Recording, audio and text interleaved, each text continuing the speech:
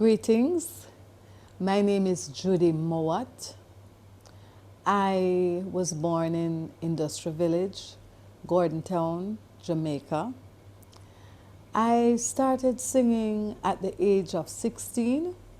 I started with a group called the Galettes, the Fabulous Galettes. We did songs like Son of a Preacher Man, I Like Your World. Our hit song was Son of a Preacher Man and Silent River Runs Deep. And that was with the group in 1967 to 1970. In 1970, two of my colleagues left the island Jamaica for New York City. I stayed back because I was pregnant with my first son, my first child. And I stayed back and I had my son. I have several dreams because my dream to sing, I wanted to be a nurse, but I know that a nurse can heal wounds, but I later discovered that music touches where the doctors can't, and that's the soul. And so I recognized that I was a soul healer because music heals the soul. Music gladdens the heart. Music causes us to dance and forget about trials and forget about past negative experiences, you know. And that's what I wanted to be for people. I wanted to be that kind of person that could bring joy and could make people happy, make people dance. And in my music, when I just started with the Galettes, that's exactly what we did. Well, as I said, the group broke up in 1970. I met Sonia Pottinger. At that time, she was the sole female producer on the island of Jamaica. And I wanted to do some music with her, but I didn't know how to contact her. And I guess it was in her heart to do some music with me. So she sent somebody to visit me and to tell me that she have a song, a rhythm that she wanted me to sing on, and it's called I Shall Sing. It's a Miriam Makeba song. And I did that song for her, and we were all pleased with it. I didn't sign a contract with her, but I started to record with her, and I felt comfortable because she was a woman. Prior to that, I have had serious problems with the record company that I was with before. The record company was called, it was Federal Records.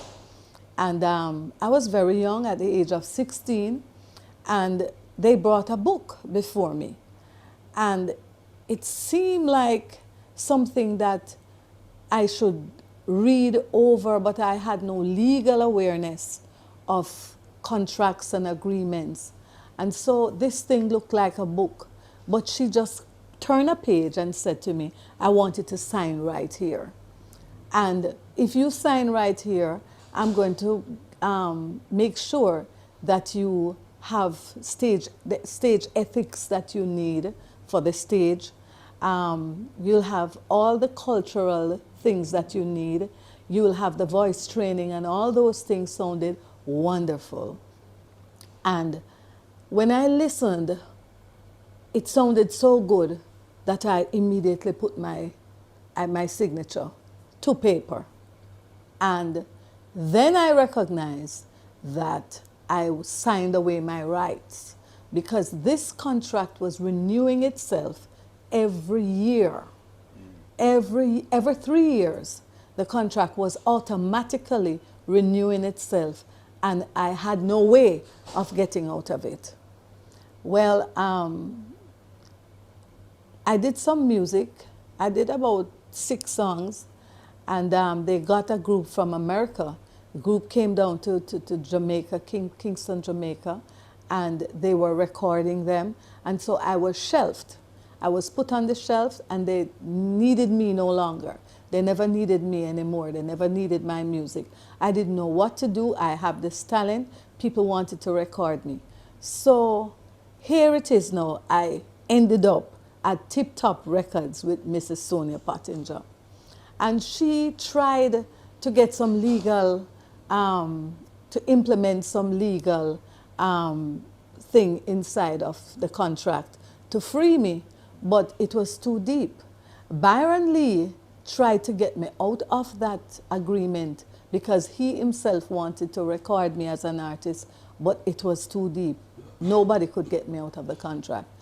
And Lee Scratch Perry came on the scene, and he said, why don't you change our name? Why don't you call her Julian? So I had to change my name in order to record, in order to earn, in order to have my bread and butter, right?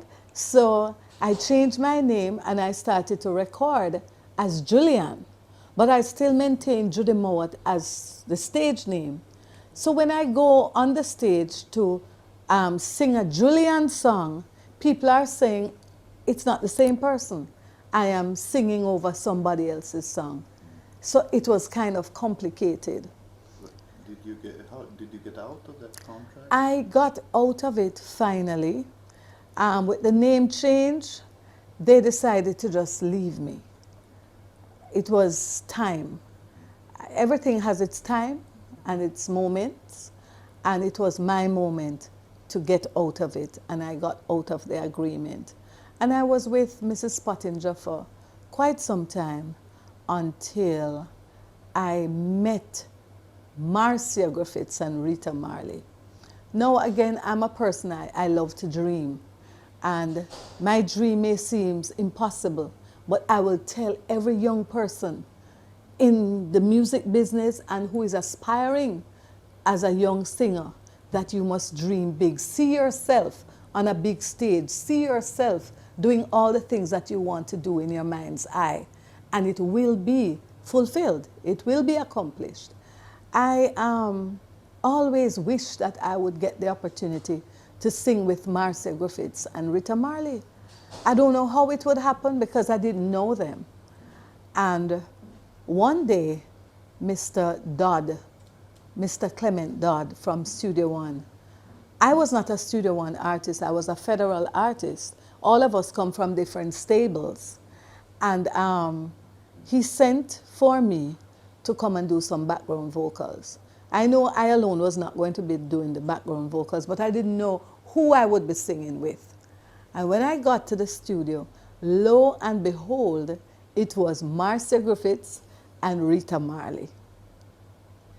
My dream came true right there. And it wasn't difficult because the chemistry was right. Everything was right. You know, we recorded the song and Mr. Dodd was pleased.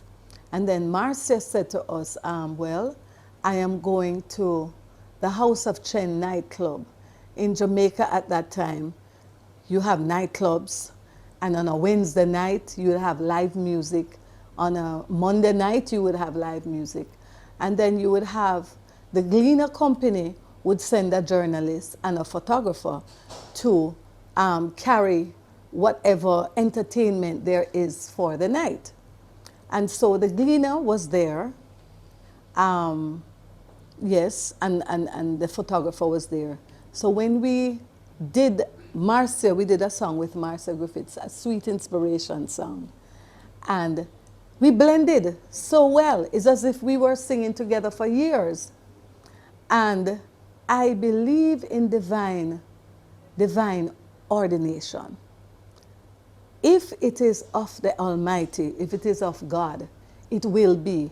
And there's a thing called predestination, where we have been predestined to do something. So sometimes when we see something happen, we say, boy, how did this come about? How did it come about? Because it was predestined from before creation, before time. It was predestined. So we sang with her, and the audience insisted that we form a group. And we were at Harry J's studio one evening, and Brother Bonnie Whaler was there, and he said, "So what are you calling, what's the name of the group?" And Marcia said, I think Marcia or Rita said, "We Three." And him said, "No, it can't be we three. It must be the I, Jah, in the tree." So he gave us, I believe it was Bonnie Whaler. And Marcia is saying it's her. And I am saying it's Bonnie Whaler because I remember. But anyway, he said, "No, Jah is the I in the three, so call yourself I three." And that's where the name was birthed.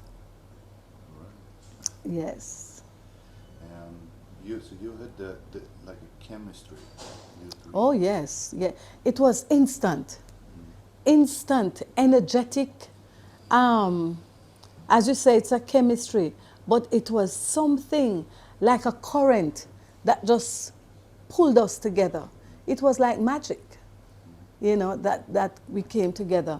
And we never had to try to find our sound. We never went and rehearsed to find a sound. That evening when we sang for the very first time, the sound came. And we were even surprised at ourselves. And we have done work with Bob for over 10 years, for the span of time when Bob left the Wailers, the Wailing Wailers, and it was Bob Marley and the Wailers. The I3s joined, and Bob never looked back. From we joined the group, there was no looking back because everything that Bob did was hit. Yeah. You have a long experience with the music here in Jamaica, and being a part of the whole development in a way.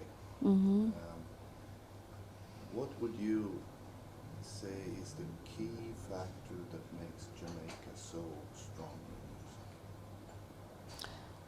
What is the key factor that make Jamaica so strong in music?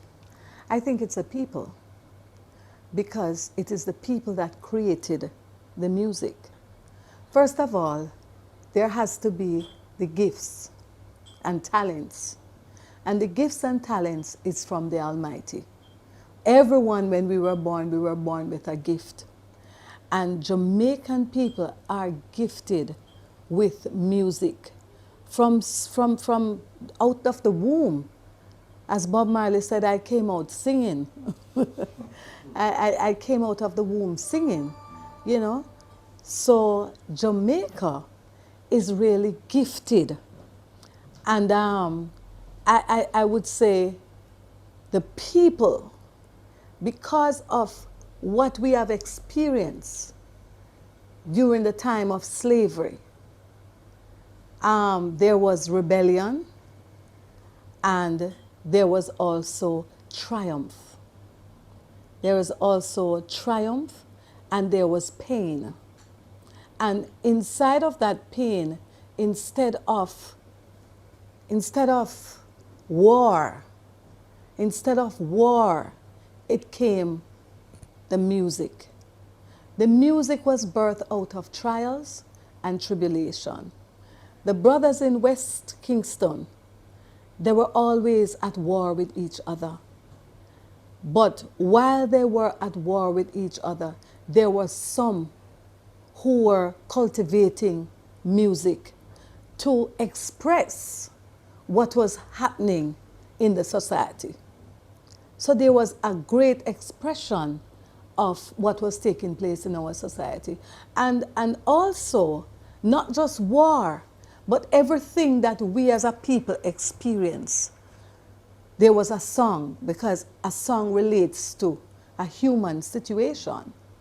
And all the human situations that we have experienced, there is a song that is birthed to identify with what is going on in our society, in our lives, in our community. Music has always been a form of expression for us. And apart from I just checked.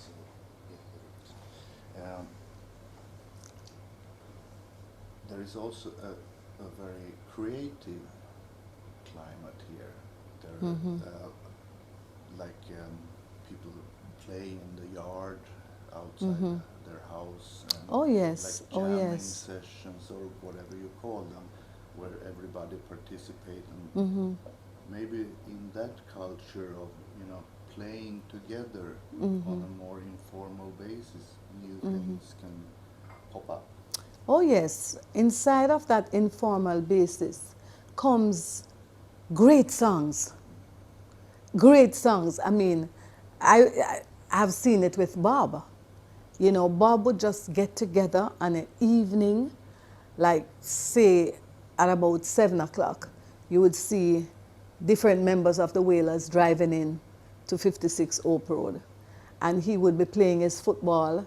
And after football, he would shower and then he would go into the studio. It doesn't have to be a tour. It doesn't have to be a recording that we are looking forward to. It's just jamming. And people from all over would come.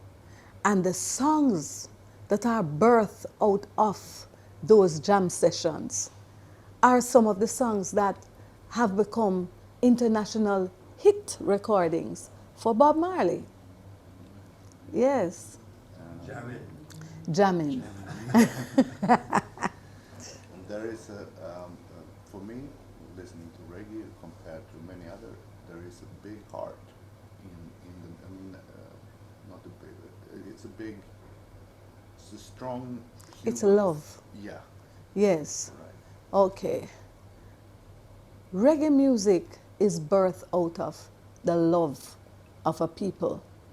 Because not now, there was unity among the people. There was a joy that was spread among the people. I mean, say for instance, if I had my children and I wasn't able to send them to school, there is somebody in the community that would see to it that my children get their hair combed, bathe, put on their uniform, find lunch money, give them, and send them to school. When they come home, that lady would be like a caregiver, and we are not her child. And that's the same thing. My mother would be a mother for other mothers' children. I remember every evening my mother would be sending me with dinner, because when food is cooked, there's always a little in the pot for Sister Jean and Sister Berry, and when the pot is cooked. So we were a love. We were a love team, a community that is built on love. There wasn't the war that we are experiencing today. It was not there. It was just peace and love. And when a Rastaman look at you and he would say, peace and love, my brethren, it was coming from his heart. It was not lip service. So inside of all of that, the music was able to withdraw all of that from the hearts of the people. And when you hear the music, whatever was transcended to the people internationally and otherwise was coming from the heart. As I say, reggae music is the heartbeat of the people. Yeah, that I can really relate to. Yes, yes. It's always been that feeling I got from Yes, reggae music yes, since I was like this. yes. And whatever Bob Marley was feeling, you could stay in Africa and feel the same thing. You know, because reggae music is the people's news. You could be in Germany and you don't know what's happening. It's not like now the world is one because of technology. You know, you could stay, you would have to listen to music to know what's going on in Jamaica. So Jamaicans who are living outside of Jamaica, living abroad, they would be able to tell us the nature and the climate whatever, if it's political climate or whatever is happening, the music would be able to dictate what is happening, and people would know that time. That's the time it is, because Bob Marley is telling us 3 o'clock, roadblock. Right. Yes, Yeah. police is searching. You know, police is checking up on the people. We're having roadblock in Jamaica. And how do we know? Through the music. Yeah, that's how I learned it. Yes, From Jamaica, yes, listening to yes. the music. And a lot of people in Europe know about many circumstances in Jamaica through the music. Yes, Because yes, most of yes. them have not been here. Not Right, yet. right. As a woman in the music industry here in Jamaica, is there a difference between women and men? I mean, as a professional in the music business, is there, it's not so many women at a whole in the reggae music. Mm-hmm. Okay. When I just came up in the music business, there wasn't a place for a female performer. And let me go right to stage shows and concerts. There wasn't a concert with a dressing room area for a woman. There wasn't a mirror, a dressing room with a mirror. You would have to change outside, and you would have to ask a couple people to hold their clothes so you could change and people wouldn't see you. There wasn't any provision made for the female, separate from the male. And the female was last to be considered. I remember, and I'm not saying now because things has changed tremendously, but when we're coming up, if there is a concert, I call it a testosterone behavior, because we are estrogen, but we would not been given much consideration. The brothers would get more salary than the women. I remember somebody saying to me, boy, I could pay you X amount, but we gave the brothers this already, so we can only afford to give you this, you know? Another thing that was clear to look at, when you go to musicians to rehearse, if you don't understand music and to tell them the key that you want the song in, those days we didn't know that. You know, we just go to the musicians and we sing the song and they'll find the key. No, they never cared, some of them. They never cared if the song was in a high key and you can't manage it and you're screaming and you're screeching. They're playing, and they're not playing to match your tone. They are just playing, and you could not say, it's not that you couldn't say, but you didn't know how to convey musically what you wanted, you know? And a lot has changed. A lot has changed. Yeah, you have been really breaking ground and paving the road for a lot of female artists here in Jamaica. So Yes. of course. And how would you say the climate have changed? The climate has changed tremendously because, all right, when I was on tour, I did Reggae Sunsplash when Reggae Sunsplash was touring the United States. And I went out on the road with Bob Marley, so we had experience of what the road is like. And Bob treated us like we were queens. He took care of us very well. When they would send a limousine for Bob, Bob would put the ladies in the limousine and he would ride the bus with the brothers. You know, that's how we were treated. And then the table turned Bob was no longer with us, and we had to go out there and fend for ourselves. Now, I personally thought that because I was a backup singer with Bob, I would have been known everywhere and I would have been treated with that same kind of respect and dignity. But it wasn't so. I had to stand my own grounds. And so I would have to have music out there that is playing in the different states or the different countries that I'm going to perform. And people would know me through the music. So I was signed to Shanaki Records, and they got the music out there.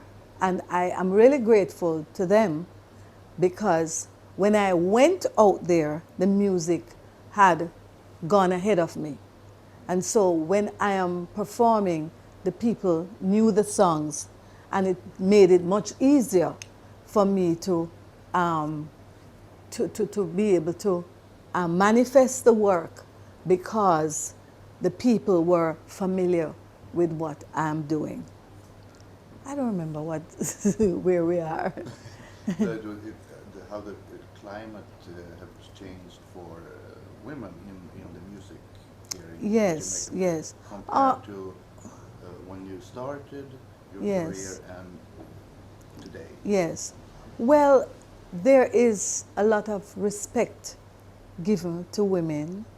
The music was a male-dominated music, and the radio stations would play, back then, would play the songs of the brothers, Peter Tosh, Bob Andy, Jimmy Cliff, and it was difficult to hear the female. I also, when I went on tour for the first time, journalists would say to me, we want to see more female, because there's not much female out there. And it was like far and in between. There was not much women singer on the international scene. I think that has changed because you have some young singers today that have come up and they have proper management. The most important thing is having proper management to take you across, take you outside of the Jamaican music fraternity into on the international stage and into an international arena. You need management, you need a good attorney, you need a booking agency, you need proper booking agency. And that is what I see today. I see, I look at Tess and Chin, we look at the triumphs of a Tess and Chin, and we look at other young female singers. They're not coming to mind now, but things are totally different from how it used to be because they are touring. They are touring. Itana, a young lady, Itana, she's doing well and she's touring. So I would say that things have been extremely different because of having proper management and having proper booking agency to book you. Just like the brothers, book you all over the world because the world is waiting, not just for the brothers, but for the sisters. And I just have to say that you must have been one of the persons that paved the road for this. I did. And why I know I did, it was a lot of work. I toured the USA, and I toured without making any money, but a name. I made a name, but there was no money. Because after we did clubs, we used to do nightclubs. And when we do like New York City, Philadelphia, Boston, Chicago, every year we would travel the same route and we would be going to Chicago every year. it wasn't money. After we have a band, we have a band, we have background singers. We rent a bus and we have hotels to take care of. And when all of that is said and done, all I see at the end, we started seeing green at the beginning of the tour. That's green dollars. At the end of the tour, we saw white, which was receipts and no money. But what that did for me, that built a name. And I recognize and I realize that a lot of times people go out there and they want to make the money right away. But what is very important, that you have to build the name. And in building the name, you're going to go to some places like Colorado and some Arizona, some places way up north and way down south, and you probably will not make any money. But what you are building is an audience base. And then every year you have those people coming out to see you. And then you can step up from a 500-seater to a 1,000-seater until you start doing festivals, you know. So it's a lot of work, and people would not imagine the amount of work that you have to put in. The easiest part is going on the stage. The easiest part is going up and take the mic. But the hardest part is getting from place to place and rehearsing, having to rehearse, having to be driving 20 hours, 40 hours.